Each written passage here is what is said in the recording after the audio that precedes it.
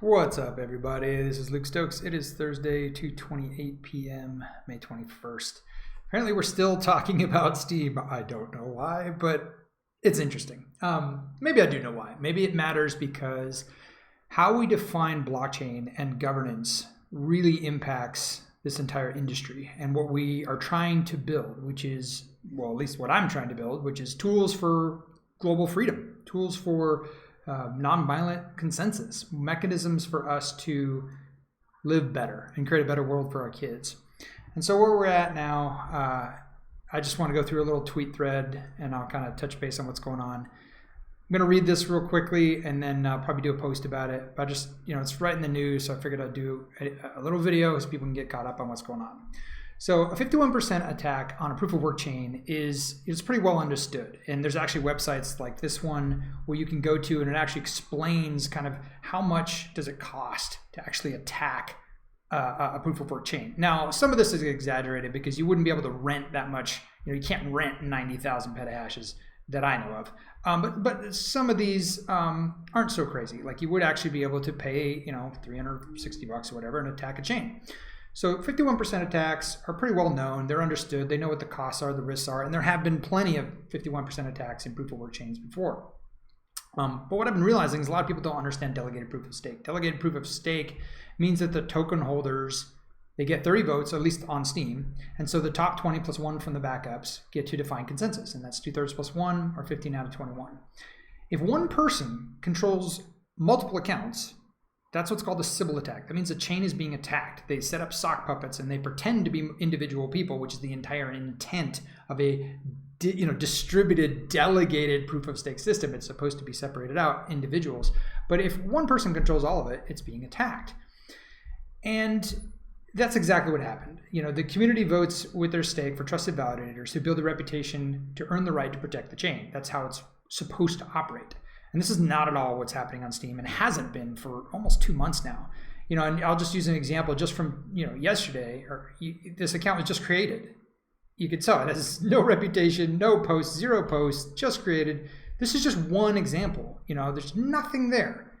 And explain to me how this account can be a top witness, a top trusted delegated proof of stake validator, block producer, with no history whatsoever and 0 reputation. Obviously, that's ridiculous. It's very, very clear that that is a sock puppet. And if you actually track down how that sock puppet got bumped into consensus, it's all controlled by the same account, which is controlled by Justin Sun. I don't think this is contentious. I think pretty much everyone agrees to this. When Justin Sun says, we're going to do this, and then the account that does it makes it possible, it's pretty clear he's either in direct control of that account or influences the people who are. So anyone who's surprised by this, really, I just feel like hasn't been paying attention. The Steem hostile takeover hashtag has been in and around for a couple months now. I've been telling everybody to get off Steem. Hive is really the renaming of the original Steem community in my mind, as of Hard Fork 23, the original Hard Fork 23, not the current one that's happening now. So, basically Steem is, in my opinion, no longer a blockchain. It's a centrally controlled database controlled by one person. And if you want to kind of follow the whole backstory, I don't want to go into all of this again and again and again, but I highly encourage you to go ahead and read through this post here. I tried to make it as factually accurate as possible from the perspective of someone who was directly in the community since June 2016. And I walk through everything leading up. Context is important, and this is important too. Like, actually read the post about Soft Fork 22.2. I know a lot of people think that this is all justified because of what the original witnesses did by freezing Justin Sun's stake. If you have that position, please actually read this post, actually read the individual posts from the individual witnesses at that time who decided to push out that change. Please actually do some research, because I think if you do, it's very difficult to hold that position. There's a context to those tokens. There was a commitment made to investors about those tokens. And it really was a temporary measure to say, we need to know your intent. Every other opportunity we've tried to get to know your intent has failed. How else are we supposed to talk to you? On Twitter, there was an interesting analogy where somebody said, what if somebody came to your house, they bought a new house in your neighborhood, a brand new neighborhood, and then you just went and took their property. And I was kind of like, that's not a good analogy. A better analogy would be you buy a property in a new house, and then you tell everyone in the neighborhood, I'm going to take all of your property and move it. And I've already got the moving company that I own is all lined up to do it.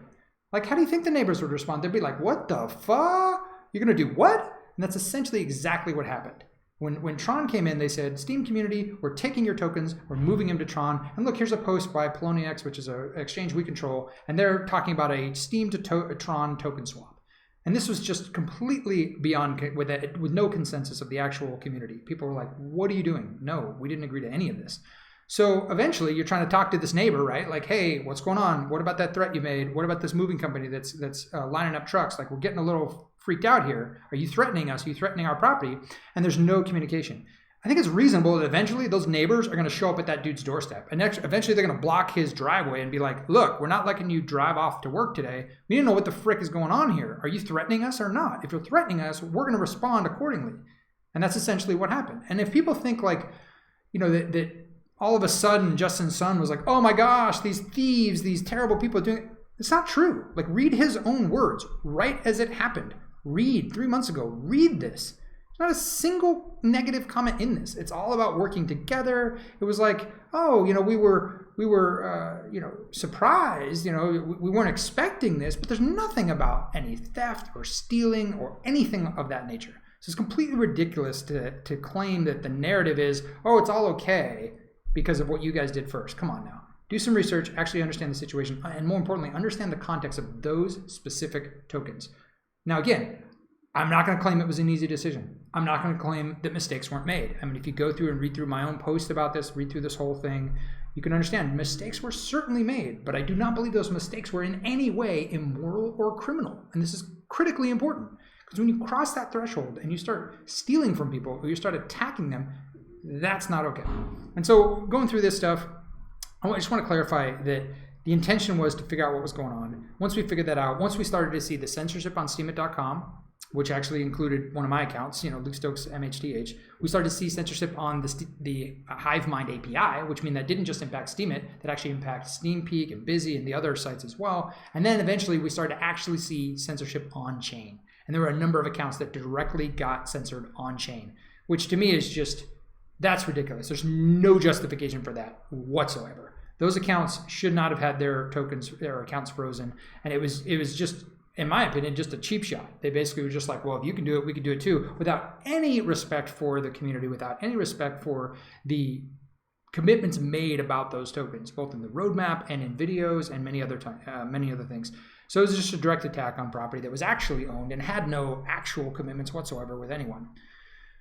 So back to the thread here. Again, I hope you can get a chance to read through that. And I've yet to have anyone disagree directly with these points I'm making. I think I've done a good job of being factually accurate. Of course I have a bias. We all have biases. But if you think I said something incorrect in that thread, let me know. So back to our conversation here. Some proof of work purists, they might argue that this demonstrate delegated proof of stake is just super easy to take over. And I think it has issues for sure.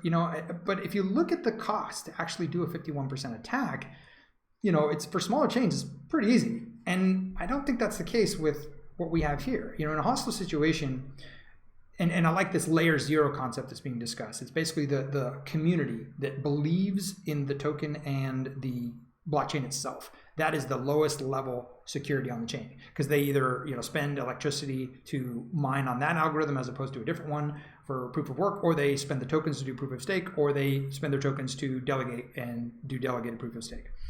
So this idea that you can actually, like if you attack a proof of work, they can just switch all that hashing power to whatever new chain if they want to. And we saw a little bit of this with the Bitcoin Cash situation. So you're not completely free from the attack, even if you say, well, we're going to go over here and do things differently. The stakeholders are locked into the hardware costs. But in contrast, on Hive and any delegated proof of stake, they can actually say, okay, do we all agree within this community that this group of people is attacking us? And if so, if we create a new chain and we all move over there and we exclude these direct accounts that are attacking us, we can then be free from that attack. And the only way they could continue attacking us would be to buy up tokens or participate, in some other way, like buying off witnesses or something along those lines. But you'd essentially have a new community that's free of the attacker. And I think that's what this is about. And I break down how, when I say attack, it's a pretty strong word, but I've got a post all about that, about civil attack.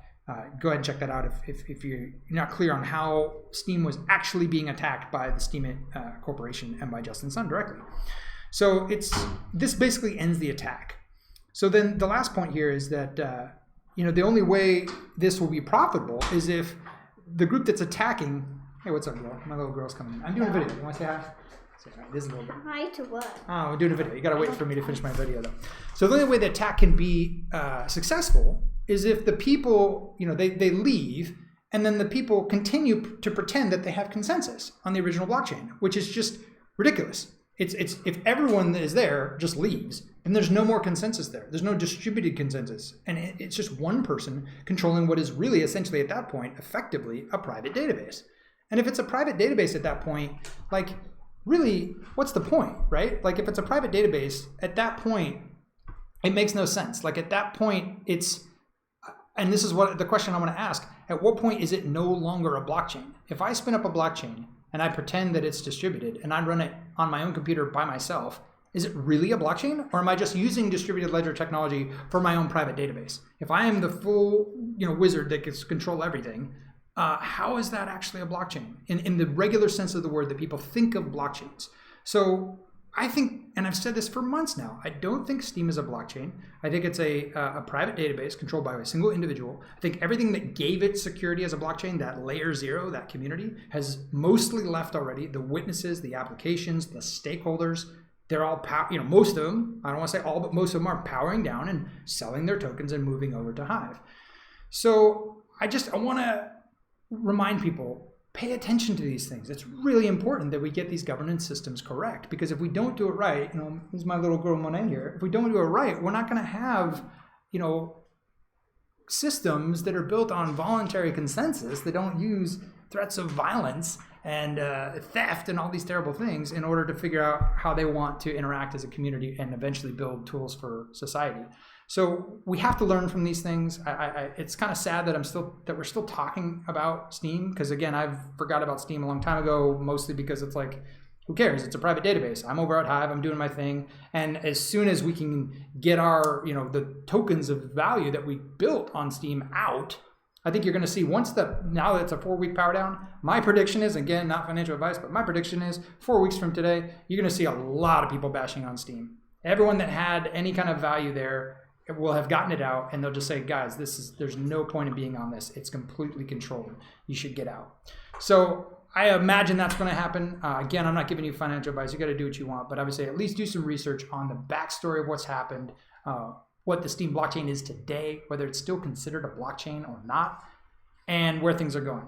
All right, what do you want to say? What'd you bring me here? Oh my goodness. All right, we're going to spend the last few minutes of this video, and we're going to feel really cool. Let me see if I can. They're like making fun of. Let me see.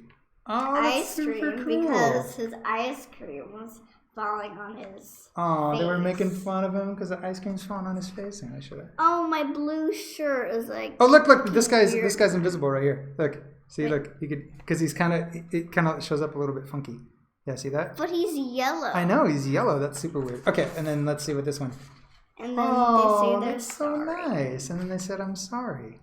So they said sorry for making fun of him? Yeah. That's super cool. He said me too. Well, I didn't know you were going to come in during my video, but I'm glad you did, because we got to see. We got to see. You were doing a video. I know, I didn't tell you, but we got to see cool drawings. All right, let's go ahead and end this video and say goodbye. Okay. Bye-bye. You gonna say goodbye? See, you got to look at. See that little green dot? That's what you got to look at. Bye. There you go. All right.